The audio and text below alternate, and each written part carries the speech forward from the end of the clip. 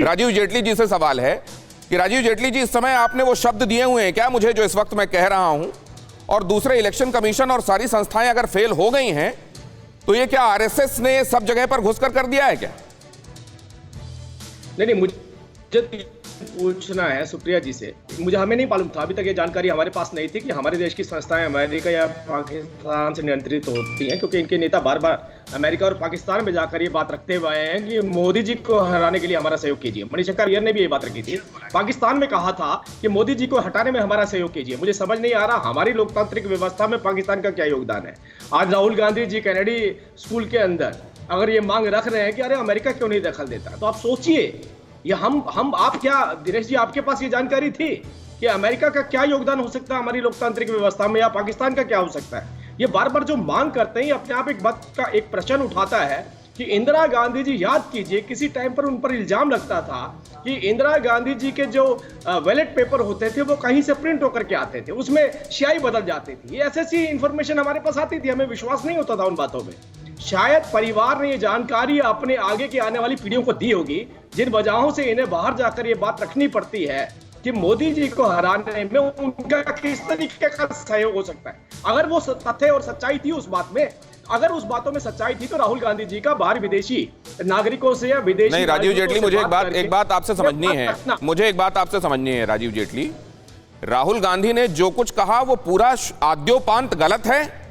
या इसमें आपको तकलीफ है, इसमें आपको दिक्कत है कि अमेरिका से गुहार नहीं लगानी चाहिए हस्तक्षेप करने की या यहां पे अंदरूनी मामलों में दखल देने की?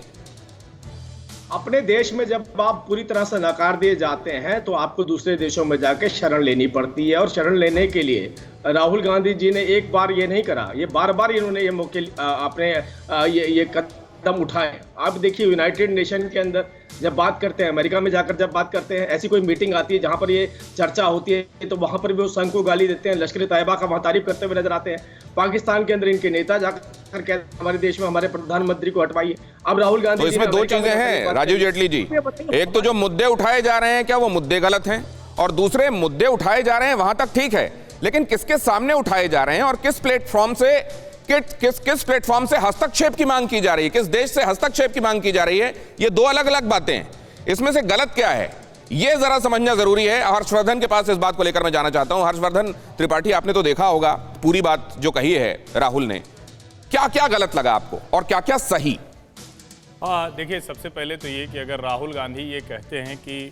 भारतीय जनता पार्टी और राष्ट्रीय स्वयंसेवक संघ के लोग संस्थाओं में हैं, तो ये उनको कहना चाहिए, और जब कांग्रेस की सरकार रही होगी तो भारतीय जनता पार्टी ये कहती रही होगी, और इसमें बहुत ज़्यादा ऐतराज नहीं होना चाहिए, क्योंकि जब कोई भी पार्टी या विचार सत्ता में पहुंचता है तो उसके ही लोग वहां पर पहुंचते हैं। लेकिन जब हम संस्थानों की बात करते हैं, खास करके चुनाव आयोग की बात करते हैं, तो हमें यह भी देखना चाहिए कि क्या उसी चुनाव आयोग के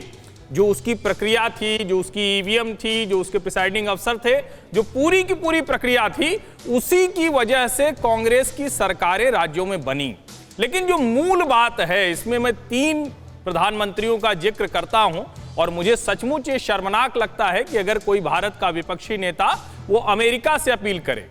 पूर्व प्रधानमंत्री इंदिरा गांधी धमकी देता रह गया अमेरिका, जब बांग्लादेश बना था नहीं झुकी। पूर्व प्रधानमंत्री अटल बिहारी वाजपेयी धमकी देता रह गया अमेरिका, मध्यस्थता की बात करता रह गया, परमाणु बम मत बनाओ, बना दिया, नहीं झुके।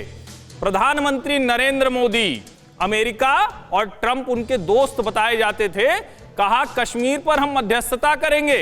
हम बताएंगे कैसे ये सुलझेगा, कहा हमें जरूरत नहीं है। मुझे लगता है कि भारत की लोकतांत्रिक व्यवस्था और लोकतांत्रिक तरीके से चुनी गई सरकारें इतनी मजबूत होती हैं कि वो कोई अमेरिका, कोई चीन और कोई रशिया उनके ऊपर दबाव नहीं डाल सकता। फिक्र आपकी, सोमवार से शुक्रवार रात 9 बजे सिर्फ TV9 भारतवर्ष पर।